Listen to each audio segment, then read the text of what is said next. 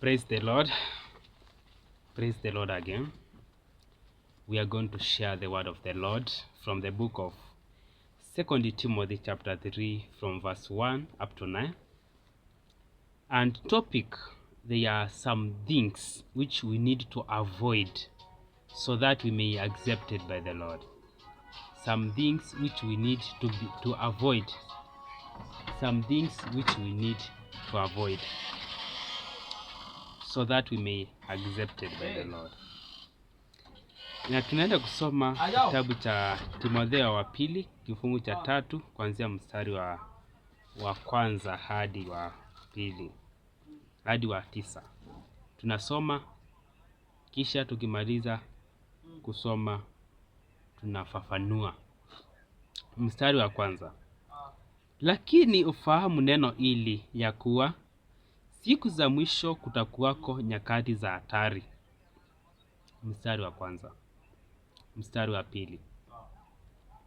Maana watu watakuwa wenye kujipenda wenyewe, wenye kupenda fedha, wenye kujisifu, wenye kiburi, wenye kutukana, wasiotii wazazi wao, wasio na shukrani, wasio safi, wasiowapenda wakwao, wasiotaka kufanya suluhu, wasingiziaji, wasiojizuia, wakali, wasiopenda mema, wasaliti, wenye kujivuna, wapendao anasa kuliko kumpenda Mungu. Mstari wa 5. Wenye mfano wa utauwa, lakini wakikana nguvu zake, hao nao ujiepushe nao. Amina. Amen. Hao nayo ujiepushe nayo. Hayo ambayo tumeyasoma, sasa tunaenda kuyafafanua. Kitu cha kwanza ambacho kimenenwa imesema hivi. Lakini ufahamu neno hili ya kuwa siku ya mwisho kutakuwako nyakati za hatari.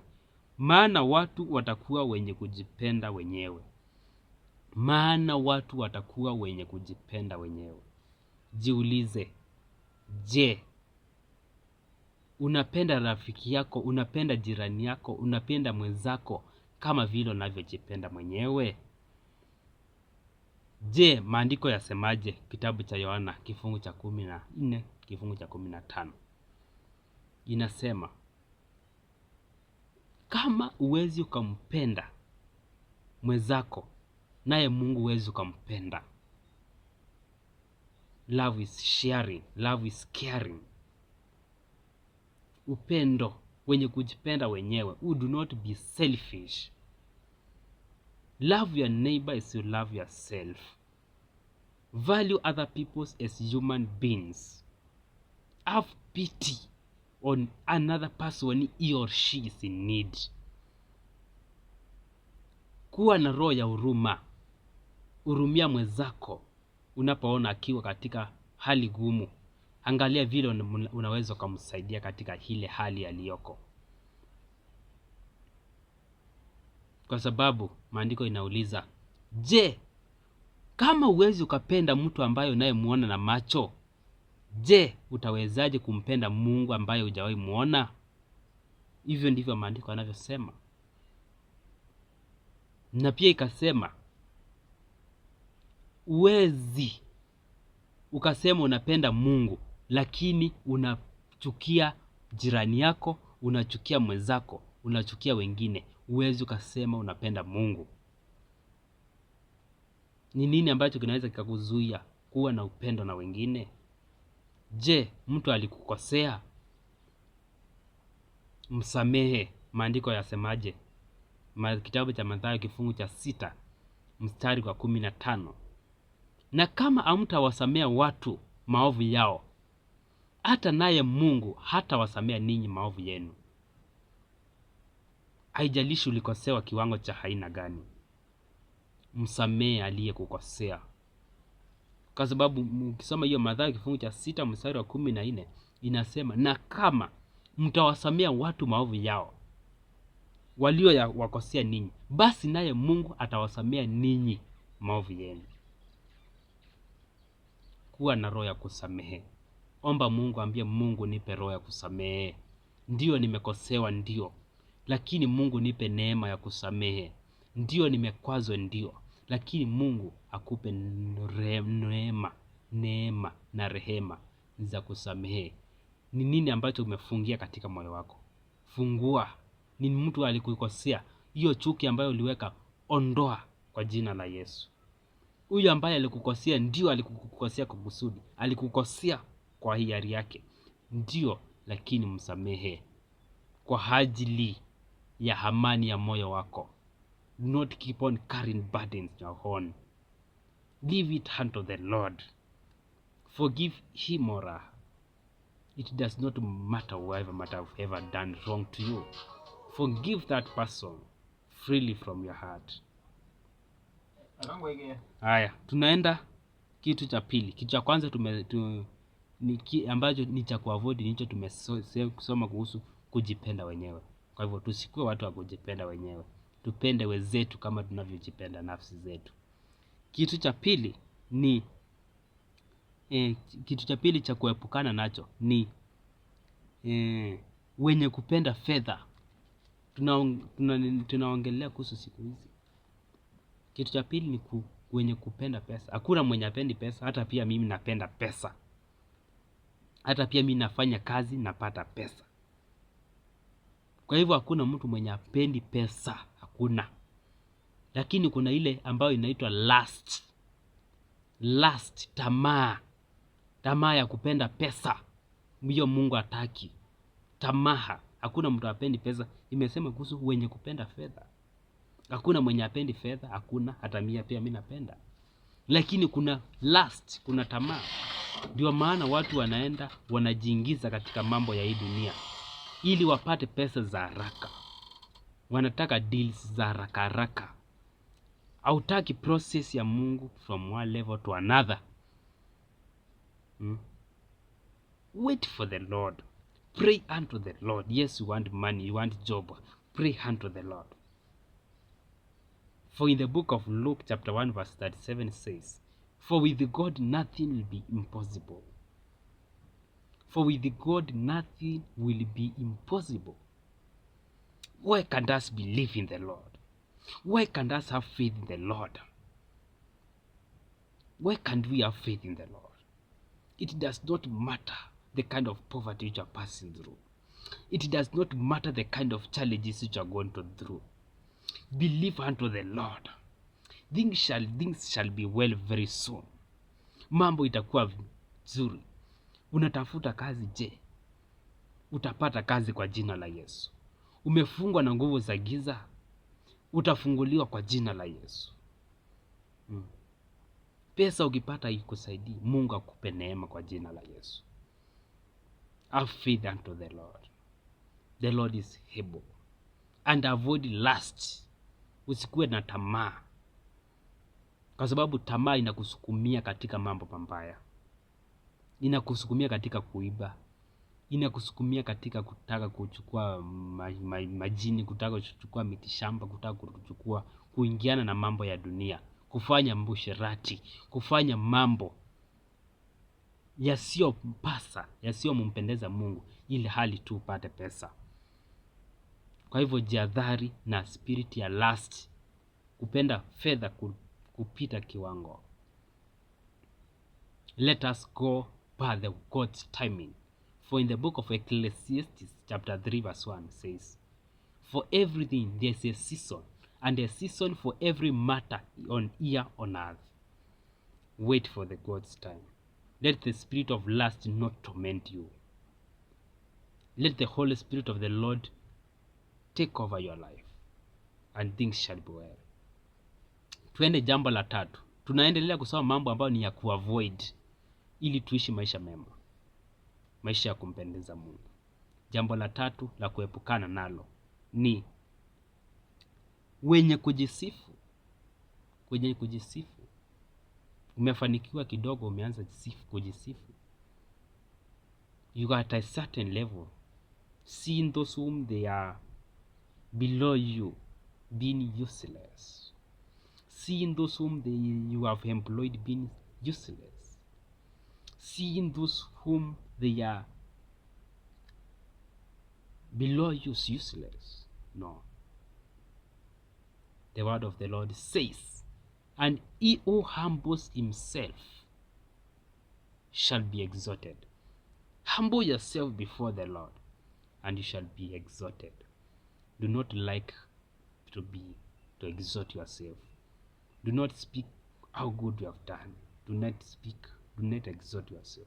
Let other people speak goodness you have done, but not speaking by your own. No. So live a life of humbleness. It does not matter. Let the spirit of wanting to uplift yourself rebuke that spirit, and live. Humble yourself, and you shall be exalted by the Lord. Humble yourself. Humble yourself. See other people as peoples. Humble yourself. Jambo la 4, wenye kiburi. Kiburi ni nini? Kiburi ni ile hali ambayo unajihisi kuwa ushafika uliko kuwa unaenda. Hapana, usikuwe namna hivyo. Usikuwe mtu wa kiburi. Ishi tu maisha simple. Just live a simple life. Live a simple life. Usikuwe mtu wa kiburi, majivuno, kujipiga kifua. Ukisema you will know who I am. Utajua mimi ni nani. Nitakufanyia hivi. Nitakufanyia vile. I can do to you whatever I want, because I have the power. No. Do not be like that. Do not be like that. Just stay simple. Stay simple. Kiburi isikutawale, hata ukibarikiwa namna gani. Even if you will be a millionaire, even if you will be a billionaire, even if you will be a trillionaire, even if you will be a zillionaire, no. Do let the spirit of kiburi not torment you. Just stay here. Peaceful life. And the Lord will be continuing uplifting you from level to another, from glory to another. Because kiburi, the Lord can bless you just with something. And watch and see, how will you behave? How will you behave when I have blessed you with this? How will you behave when I give you this job we're paying well? How will you behave when I give you a lot of money? How will you behave? Na Mungu anakupea pesa, anakupea mali, aone venye utabehave. Na ukifail the test, you may backslide. Unaweza karudi na nyuma. Ulikuwa na kazi mzuri. Kwa nini? Kwa sababu Mungu alikuwa anataka kile ambacho amekubariki nacho, ili ukitumie katika kumtukuza, kutendea mtu mwingine mema. Unakutana na mtu akona njaa, unambaie chakula. Unaona mtu akona shida, unamsaidia.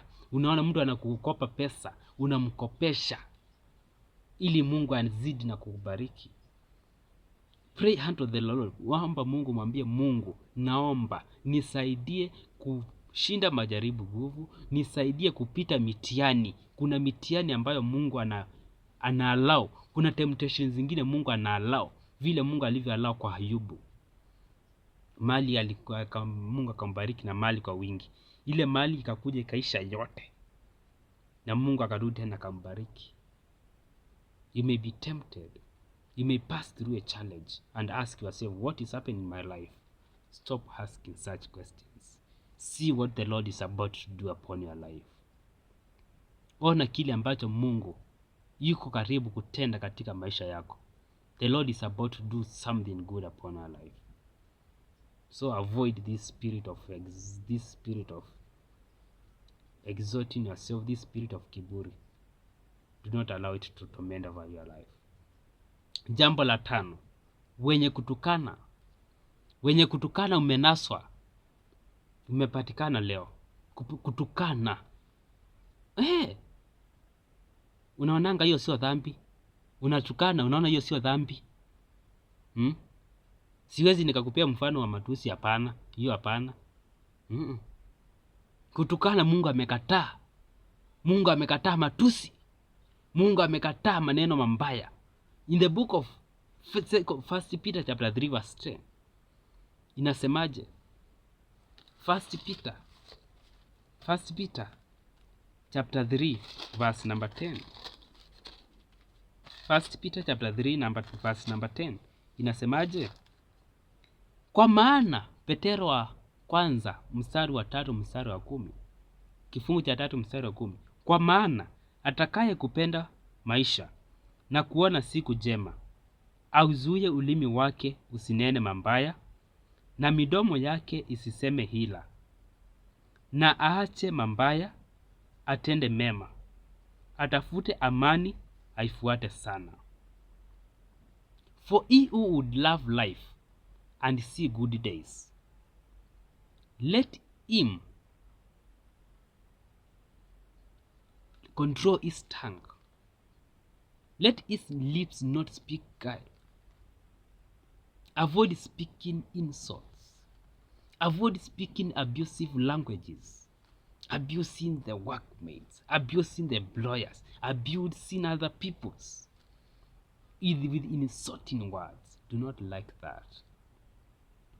Even if the hunger, someone has done you bad. You say, you insult. You speak a word. Evil word toward in that person. No. Let the hunger not control you. Let the Holy Spirit of the Lord control you. Hasira isikutawale. Umekasirika tu, ni matusi. Mungu amekataa. Mungu amekataa, hataki matusi. Usione tusi kama si dhambi. Hiyo ni dhambi kwa sababu imenenewa, imetajwa, na Mungu amekataa matusi. Kwa hivyo hiyo roho ishindwe kwa jina la Yesu. Usitawaliwa na matusi, na hasira isije kukutawala. Usifanye kama Musa. Hasira isikutawale kama Musa. Akapewa amri 10 akitoka mlimani kukuja, akakuta wana wa Israeli wanaabudu miungu zingine. Akakasirika, akagonganisha hiyo template of the 10 commandments. Akaigonganisha chini. Hasira. Watu walikuwa wanaabudu miungu zingine, na amegonganisha ile template ya 10 commandments ambayo amepewa na Mungu. Hasira. Let the spirit of hunger not torment you. Let the Holy Spirit of the Lord take over, control you in the name of Jesus. Amen. Kitu cha sita ambacho tunapaswa kujihadhari nacho. Wenye wasiotii wazazi wao. Kisha wasiotii wazazi wao. Je, unatii mzazi wako? Do you obey your parents? Do you know the source of the main source of the blessings? What does the word of the Lord say in the book of Ephesians chapter 6 from verse 1 to 2? Ephesians chapter 6. Ephesians chapter 6 verse 1 to 2. Nasemaje? Enyi watoto, watiini wazazi wenu katika Bwana, maana hii ndiyo haki. Waheshimu baba yako na mama yako. Amri hii ndiyo amri ya kwanza yenye ahadi. Mstari wa 3. Upate heri, ukae siku nyingi katika dunia. Upate heri. Unamtii mzazi wako? Mara ya mwisho kumpigia simu tu ya salamu ni lini? Mara ya mwisho kumtumia pesa ni lini? Mara ya mwisho kutumwa na mzazi wako ni lini? Mara ya mwisho kuenda nyumbani ukawasalimia wazazi ni lini?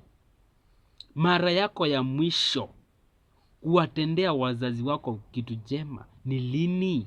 Mara yako ya mwisho kununulia mzazi wako chakula ni lini? Unajua mzazi wako anakulanga nini? Umejua mzazi wako ameamkaje? Umejua mzazi wako ameshindaje? Imesema verse 3, upate heri ukae siku nyingi katika dunia. Upate heri.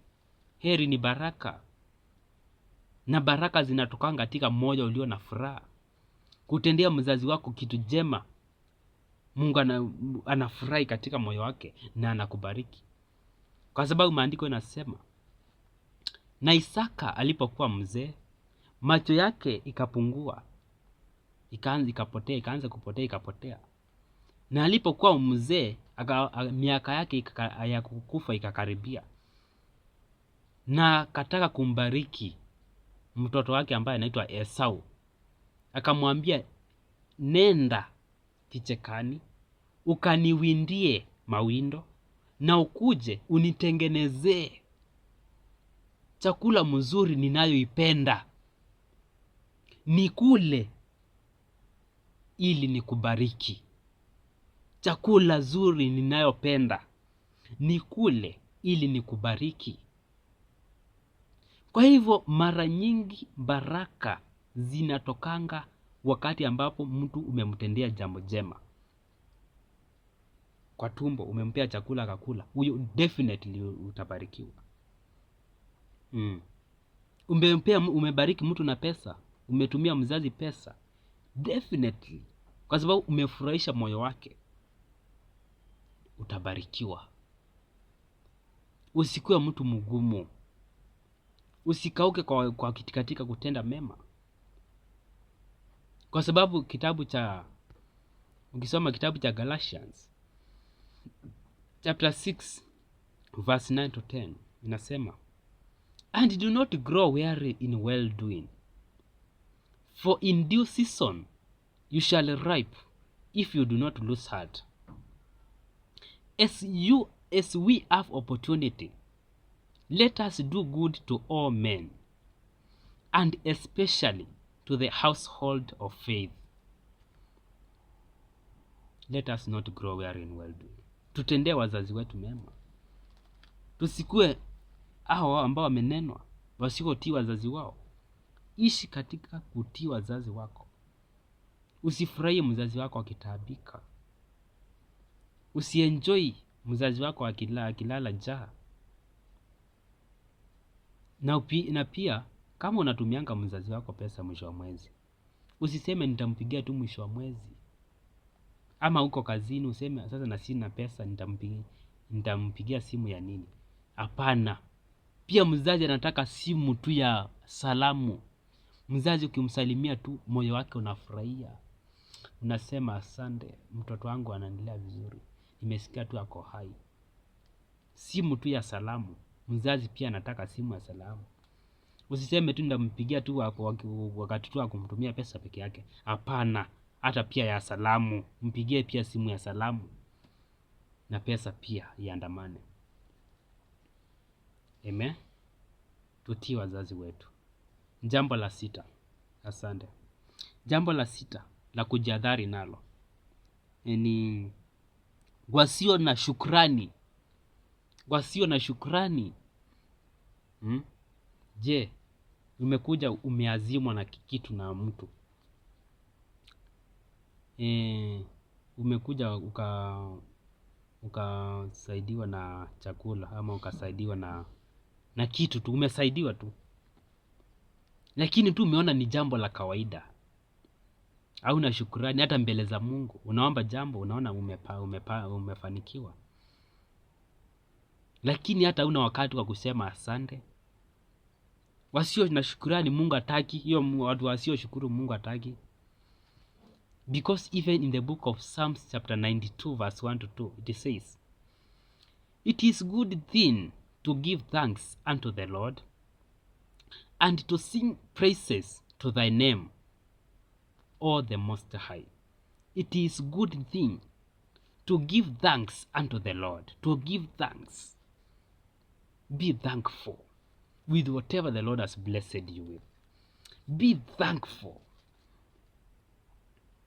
with what someone may bless you with. Si umepewa kitu na huyo mtu amekupea hiyo kitu bure, haja kulipisha. Hata maybe umenunua, ambia asante. Just receive it with ownership. Asante, honor. Be thankful. Mshahara umelipwa, unaenda kulalamika ni kidogo. Omba Mungu, asante kwa hii, naomba nifungulie njia ya zaidi. And you will see the hand of the Lord. You will see the hand of the Lord. Amen. Jambo la 7 la kujihadhari nalo, kuepukana nalo. Tunasoma mambo ambayo tunapaswa kuepukana nayo. Because the coming of the Jesus is at hand, is very near, is at hand.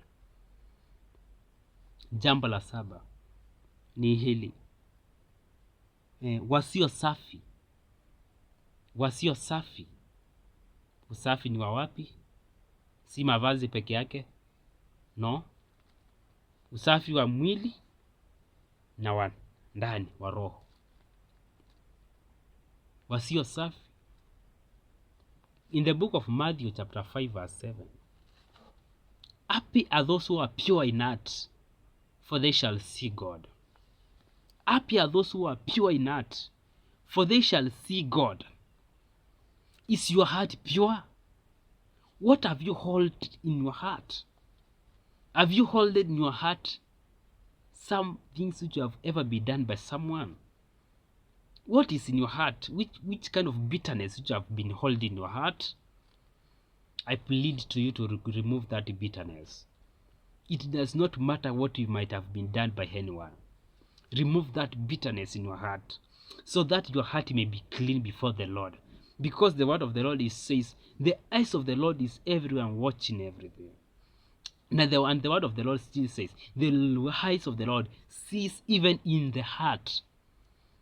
Macho ya Mungu inaona hadi kwa moyo. Moyo wako ukuwe safi. Usifungie chuki katika moyo wako. Ulikosewa na mtu, ndio. Nenda ukasamee huyo mtu. Do not keep on holding bitterness. There is no benefit. There is no benefit for holding bitterness. Just forgive that person. Forgive him, I plead. Because in the book of Matthew chapter 6 verse 15 says, and if you do not forgive others their trespasses, neither will the Lord forgive you your trespasses. Na kama hamtawasamea watu maovu yao, hata naye Mungu hatawasamea ninyi maovu yenu. Forgive them. Yes, he or she did to you wrong. Forgive him or her. Stop holding bitterness. It does not matter what you have been done, what you were done in your heart. It does not matter how it affected your heart. Huyo mtu alinitendea mambaya. What he or she did to me was not nice. It was not unfair. I was innocent, but she spoken bad towards me. Ni huyo sitamsamehe. Huyo sitamsamehe. Ataona mambaya. Hapana. The Lord does not want that. Mungu anataka usamehe. Hata Yesu mwenyewe akiwa pale kwa msalaba, akigongelewa misumari, alisemaje? Father, forgive them, for they do not know what they have done. Forgive them. Pray for the spirit of forgiving. Father, bless us with the spirit of forgiving. Father, bless us with the spirit of forgiving. Because many people have done to us wrong. Father, bless us with the spirit of forgiving. Father, give us the grace of forgiving. In the name of Jesus. Amen. So just forgive whoever might have ever done you wrong. Just forgive. It might be your brother. It might be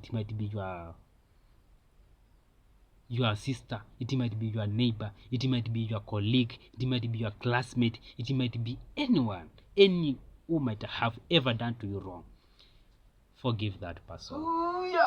Forgive that person. Do not hold bitterness any longer, and let the hunger not control you.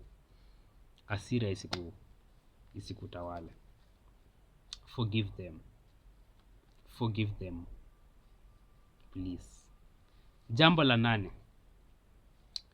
8. Wasiowapenda wakwao. Wasiowapenda wakwao. Wasiowapenda wakwao. Je, unawapenda wakwenu?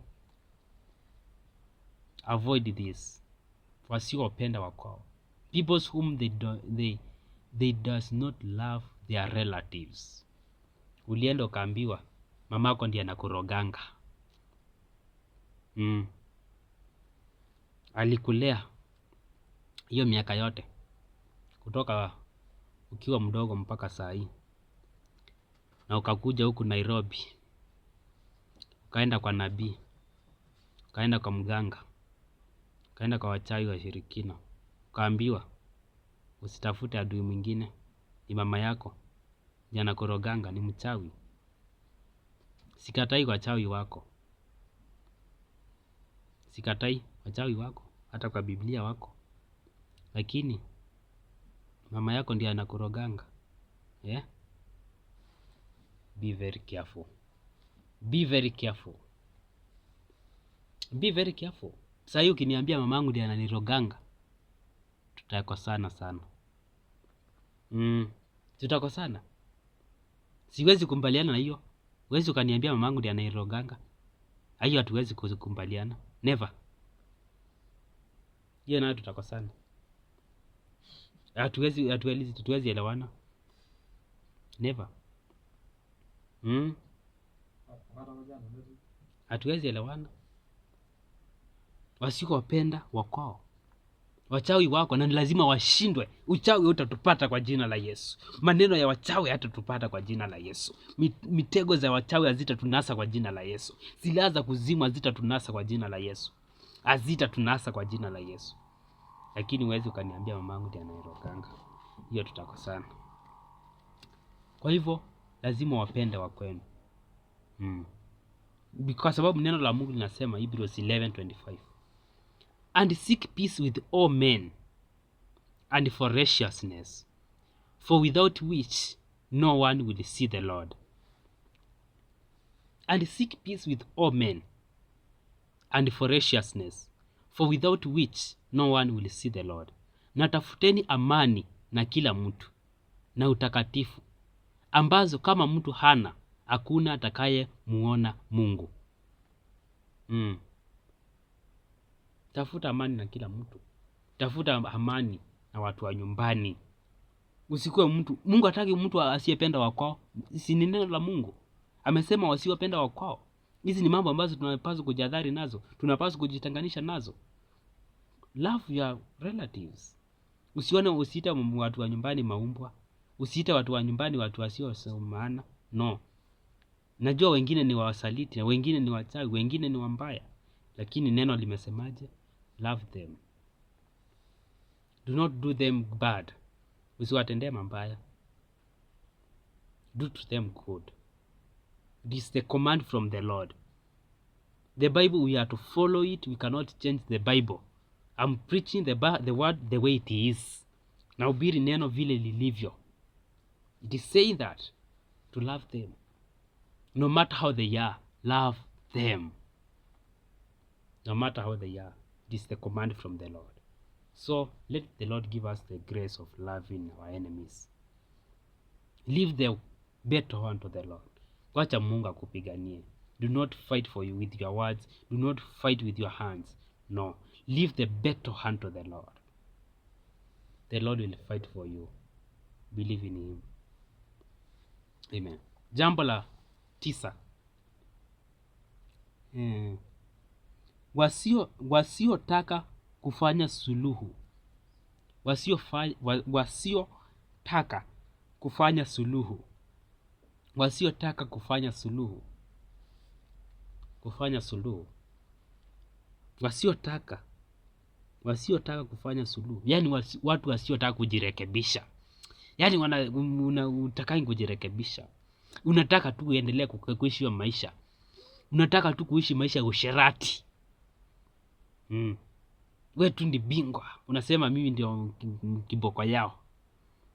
Kiboko ya nini? Kiboko ya nini? Hapana. Tunapaswa kujirekebisha. Watu wasiotaka kufanya suluhu, lazima ujirekebishe. Maisha yako ambayo unaishi, jiulize, je, haya maisha ambayo unaishi saa hii, does this life please the Lord?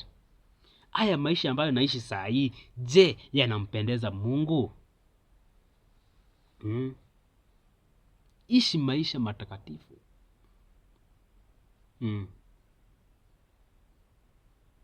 Ishi maisha matakatifu. Be correctable.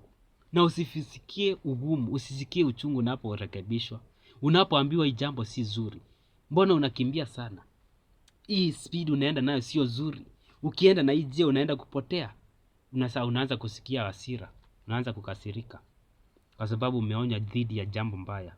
Umeambiwa hii ni mambo mbaya, wachana na hii. Wewe usherati, wachana na hii sherati, itakumaliza. Utamalizwa na ukimwi, utamalizwa na STIs, utamalizwa na hii tabia uko nayo, hii itakumaliza. Sasa unaanza kununa kwa sababu umeambiwa ukweli. Na nayo Biblia imesema, and you shall know the truth and the truth shall set you free. And that the truth you are ignoring it. You don't want to be told the truth.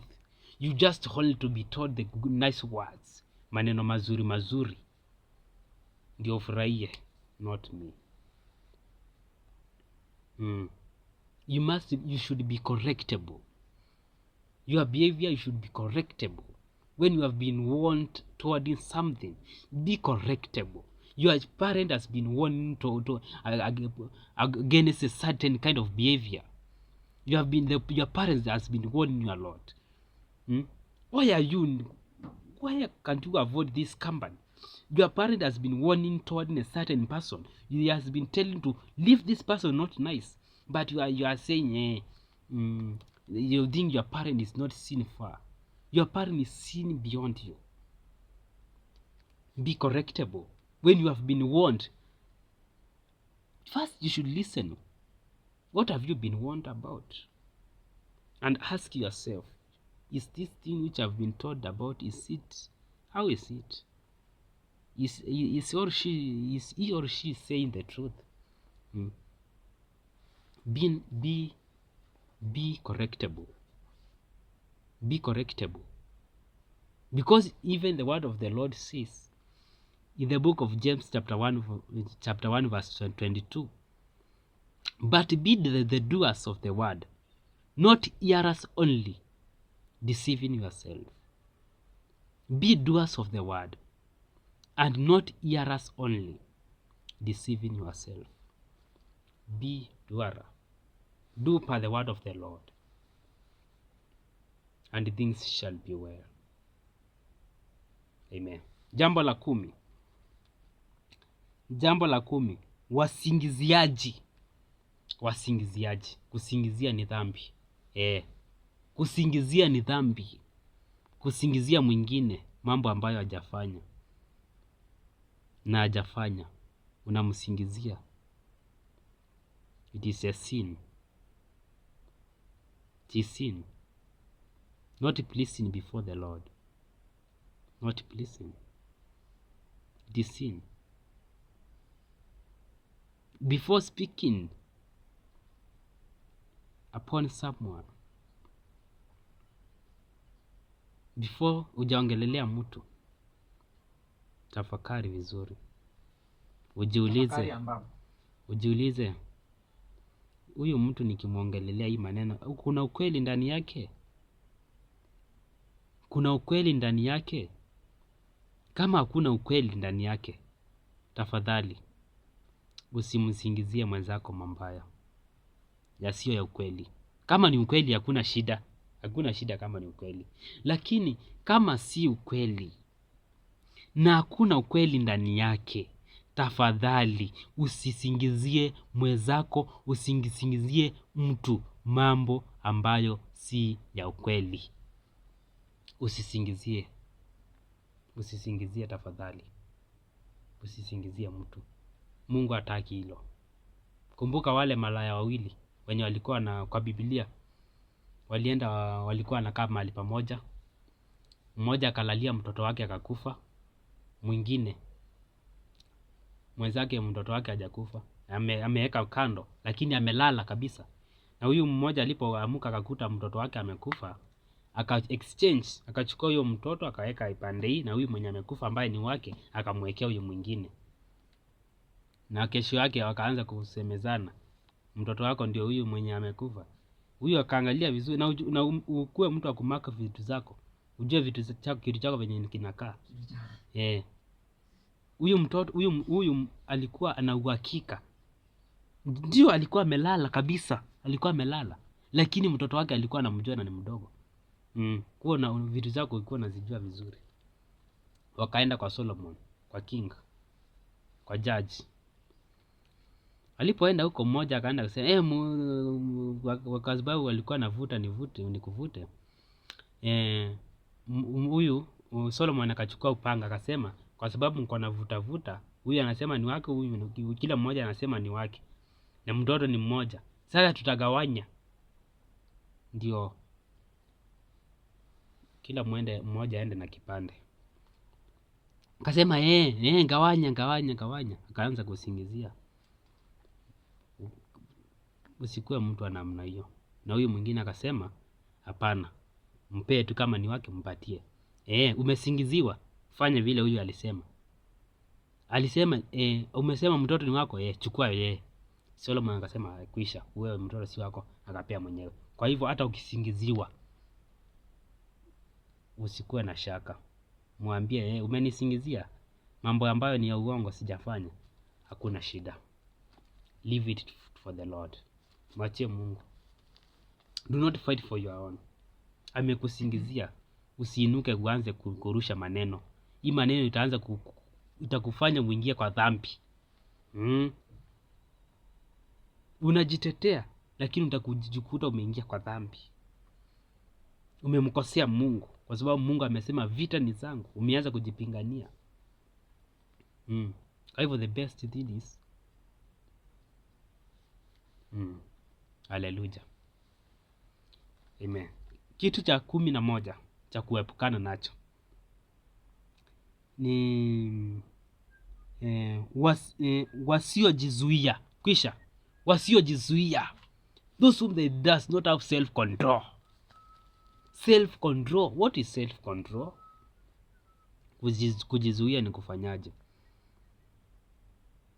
Kujizuia ni pale ambapo uko na nafasi ya kufanya jambo, lakini unaangalia unasema hili hapana. Nafasi iko, naweza nikafanya, lakini hapana.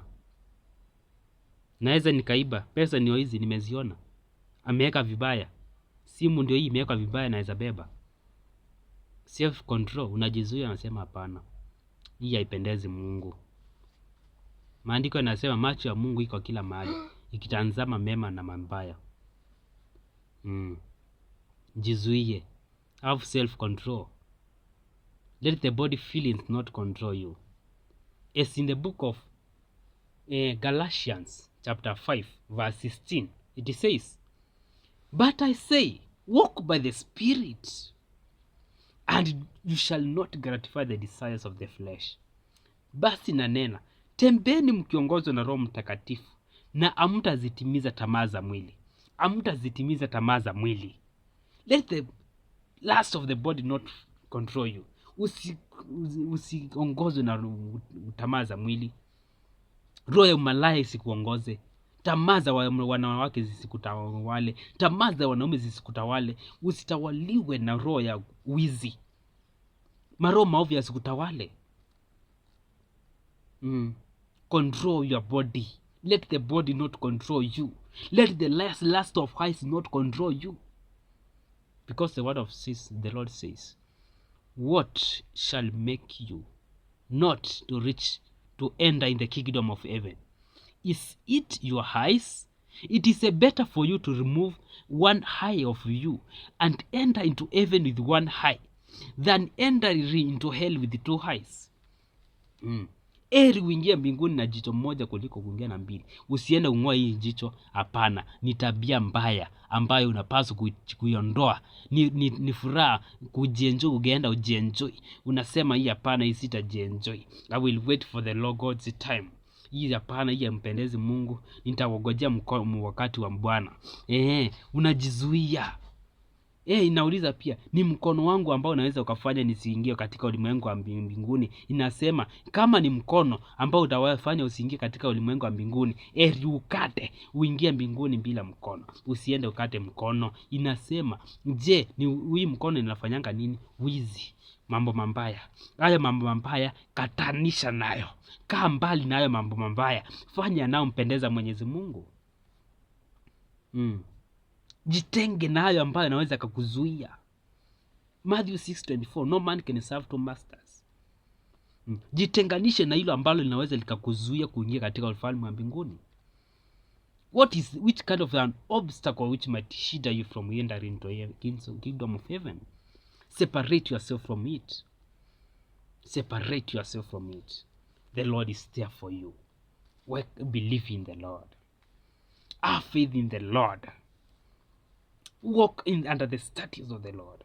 Because the word of the Lord said in the book of Job chapter 1, and there was a man in the land of Uz, his name was called Job, and he lived an upright life, living a life which is pleasing unto the Lord. Living a life which is pleasing unto the Lord. Living a life which is pleasing unto the Lord. Na ukae ukijua, ukiishi maisha matakatifu, vita zinakuanga. Ukiokoka kuna kuanga na vita. Vita ni za aina gani? Shetani akaenda kwa Mungu, akamwambia, je, huyu Ayubu yumcha Mungu bure? Shetani akaomba nafasi, akaambia Mungu, huyu Ayubu nipe nafasi niende nikaonane na yeye. Usikuwe mtu wa imani yako, let your faith be firm in the Lord. Shetani akapewa nafasi, akaenda kwa Ayubu amnyanyase, amtese. Kwa hivyo hii inamaanisha kuwa Ayubu alikuwa anaishi maisha matakatifu, na shetani ameenda akaomba nafasi ili akuje kumhangaisha Ayubu, na akapewa nafasi. Kwa hivyo inamaanisha hata ukiwa katika hii wokovu, hata ukiwa bado umesimama katika imani, unaweza ukapatwa na majaribu. Mwili imekuja, umeona mrembo, unasema kisha huyu napita na yeye. Naye Mungu alikuwa amekusudia mrembo mwingine, sio huyo. Alikuwa amekusudia uoe na harusi. Alikuwa amekusudia huyu usio wakati wako, mwanzo ujipange uoe mwaka ujao ama huo mwingine. Lakini mwili umekuonyesha, macho yamekuonyesha mrembo, umesema huyu kisha, huyu napita na yeye, huyu mwanaume napita na yeye. Not knowing that it is not the God's time. Not knowing that it is not the God's word. Sasa huyu ni shetani amekuingia ili akujaribu. Sasa usipokuwa careful utakuta umekontroliwa, umeona kitu cha mtu, umeenda ukachukua, umeenda unaiba. Now consequences, matokeo yanakugonja hivi. Everything there's a consequence. Before doing any kind of an action, first ask yourself, which is the result of this? When I'll finish doing this, which will be the result? Which are the consequences of this thing which I might have done? Do it right now. Which are the results? What will happen next after I do it? What will happen next? You are a student, you go and sleep with a boy, and you are now pregnant. You are now saying you have a ball. Now your studies are over. Your studies are over. What will you do? You never ask yourself, what next? What will happen next? Ask yourself before doing an action. The principle of Kadhekani, Lilian Jambani, when I was in school in the year 2023 told us, before doing any action, remember, ask yourself about the results of what will happen before doing the action. Ask yourself, what will happen after when I'll do it? Will the results be positive or negative? Think twice. When the deal is so good, think twice. Haleluya. Jambo la 12.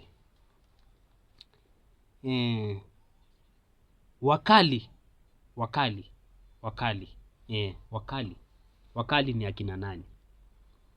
Mtu umekuja ukamkosea, na maybe umemkosea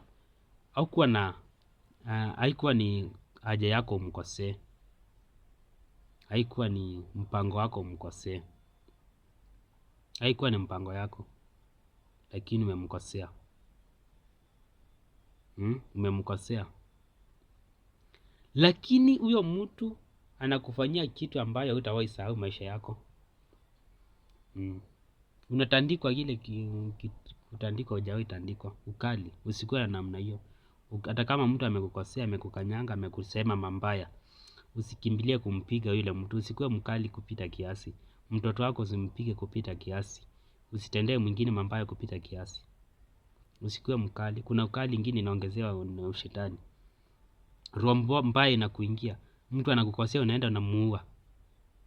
Mtu anakukosea unaenda unamtumia watu wamuue. Ukali ya ushetani. Over that thing. Do not allow roho mbaya ikutawale. Give chance the Holy Spirit of the Lord to guide your life. Give chance the Holy Spirit of the Lord to take over your life. And things shall be well. In the name of Jesus. Amen. Hallelujah. Jambo la 12.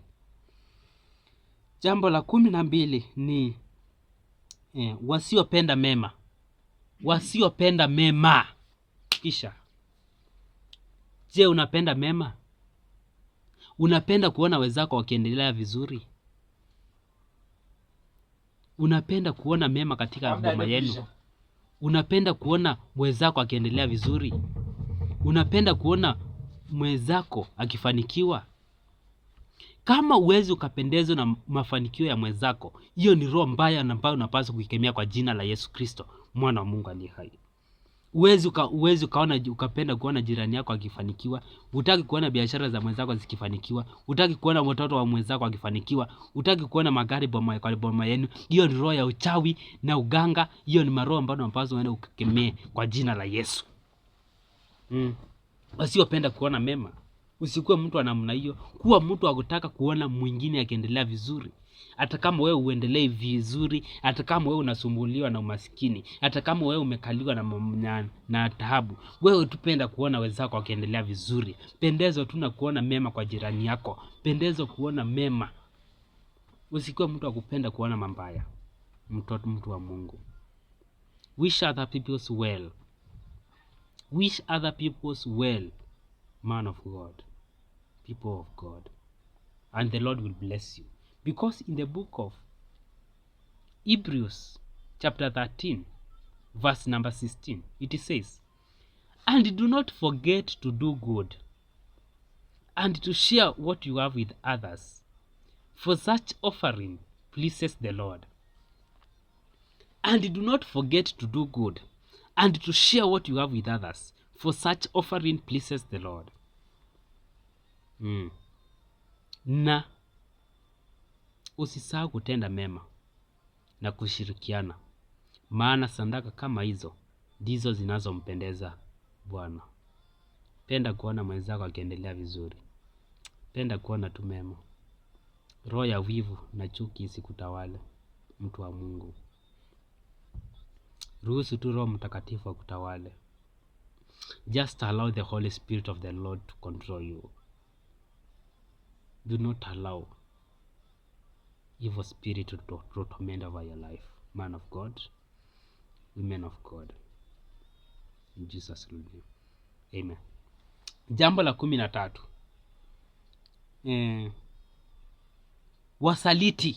Wasaliti.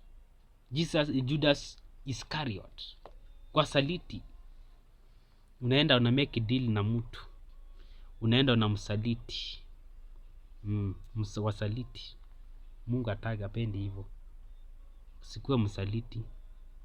Be faithful person. Na hizo deals zisikuwe ni deals za ujinga na za ushetani, za wizi ama deal mbaya, hapana.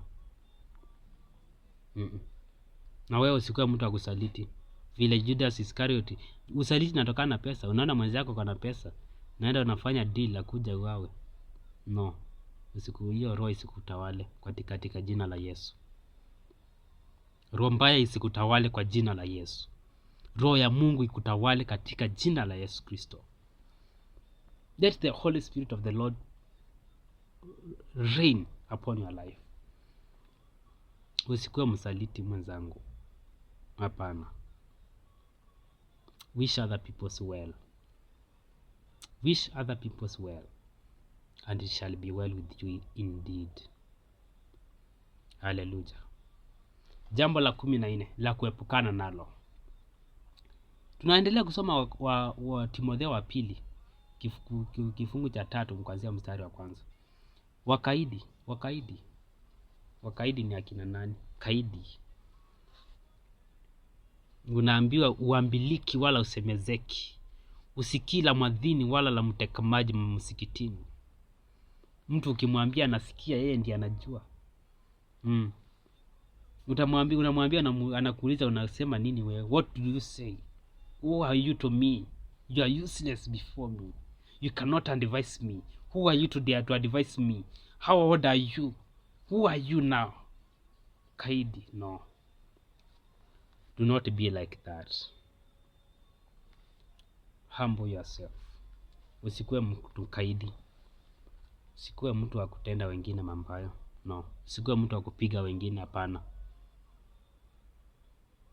Live a righteous life. Jambo la 14.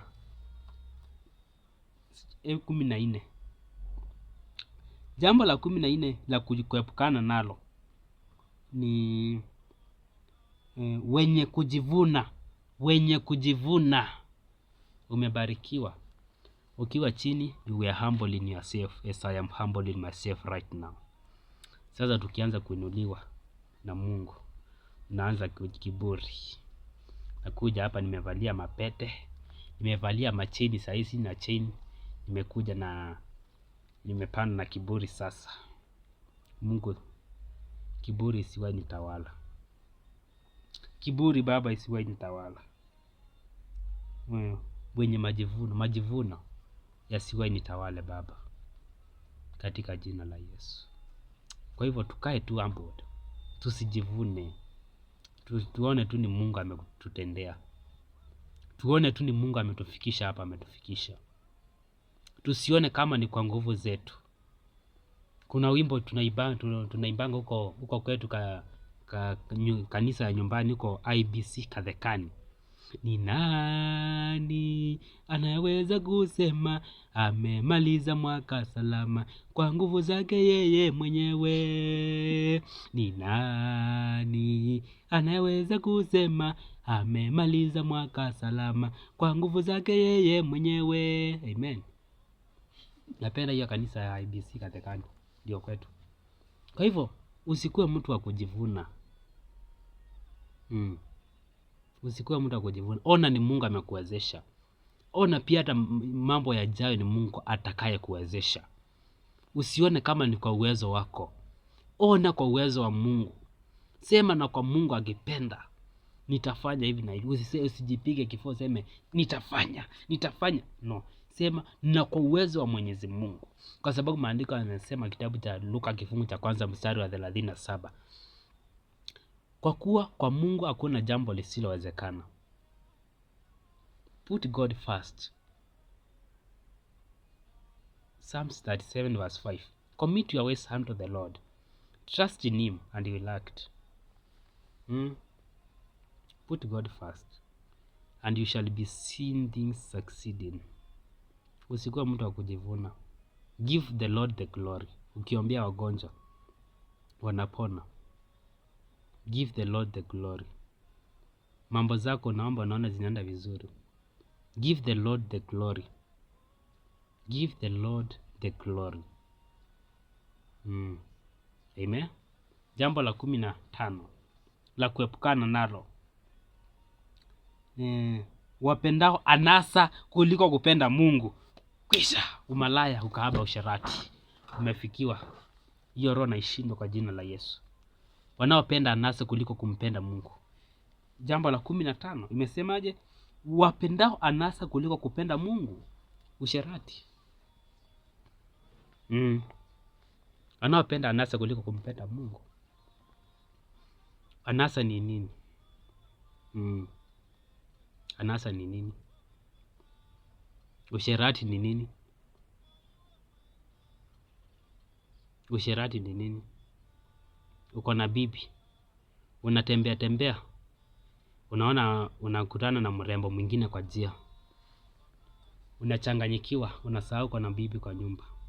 Unasahau uko na watoto, uko na majukumu. Roho hovu kutoka kuzimu inakutawala. Unaenda na yeye. No. Roho ya usherati isikutawale. Roho ya usherati isikutawale. Wewe ni mtoto wa shule. Wewe ndio unajulikana hiyo shule yote.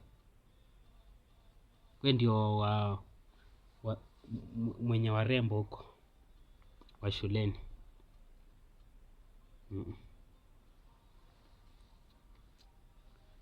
Weka Mungu mbele.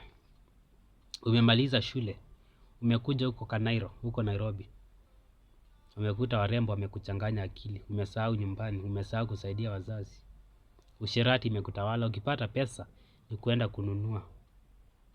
Hapana. No. Roho ya usherati isikutawale. Wewe mwanamke, msichana, roho ya usherati isikutawale. Wewe ndio unajulikana huko. Unaendanga clubs, unaendanga machadhi za usiku. Sijakwambia usiende chadhi. Lakini kama uko peke yako usiende. Kama una mzazi usiende. Kama una mzazi, hauendi na mzazi kwa chadhi na wewe ni mwanamke, wewe ni msichana, usiende. Usherati usikutawale. Roho Mtakatifu akuongoze. Tembea ukiongozwa na Roho Mtakatifu na usitimize tamaa za mwili. Amen. Tusome verse ya mwisho. Verse number 5. Wenye mfano wa utauwa, lakini wakikana nguvu zake, hao nao ujiepushe nayo. Kwa hivyo hayo mambo yote ambayo tumeyasoma, Mungu ametuambia tujiepushe nayo. Tujiepushe nayo. Mpendwa, hayo mambo tuombe Roho Mtakatifu. Tuombe nguvu za kuyashinda majaribu. Nguvu. Kuna wimbo inaimbangwa, Baba unipe roho niweze kushinda shetani. Baba nijaze roho niweze kushinda shetani. We need the Holy Spirit of the Lord so that we may conquer. So that we may conquer the evil powers of the demons. So that we may conquer the demonic things. So that we may conquer all the evil plans. So that we may conquer the sin. Sin, dhambi, inahitaji nguvu za Mwenyezi Mungu. Usione kuishi maisha matakatifu kama ni kitu rahisi. Usione kama kuishi maisha matakatifu ni kitu rahisi. Inahitaji kujinyima. Kujinyima. Na ukuwe na maono. Kwa sababu maandiko yanasema na pasipo na maono watu huondoa kujizuia. Lazima ujizuie. Kujizuia inaletwa na maono. Uko na maono gani? Kesho yako unataka ikuaje? Ukuwe na focus.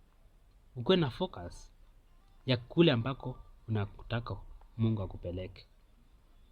And live by your future. Ujianze kujiandaa kwa ajili ya kesho yako. Mungu atupe neema na Mungu atufanikishe. Tuombe maombi mafupi. Baba, katika jina la Yesu, asante kwa hilo neno. Baba, tujaze roho tuweze kumshinda shetani. Baba, tusaidie katika kufanya mambo yanayokupendeza. Jehova, katika hizi nyakati za mwisho tupe neema na kibali kutoka kwako za kushinda majaribu govu. Baba, tupe neema ya kufanya yanayokupendeza. Baba, tunaamini unatupeleka mbali. Tunaamini kesho yetu itakuwa jema kuliko leo. Asante Baba kwa kuwa tukiomba uasikia ombi yetu. Ni katika jina la Yesu tumeomba na tukaamini. Amen. Asante Baba kwa jina la Yesu. Amen. Asante mpendwa, ubarikiwe. Tukue watendaji wa neno katika jina la Yesu Kristo, mwana wa Mungu aliye hai. Amen.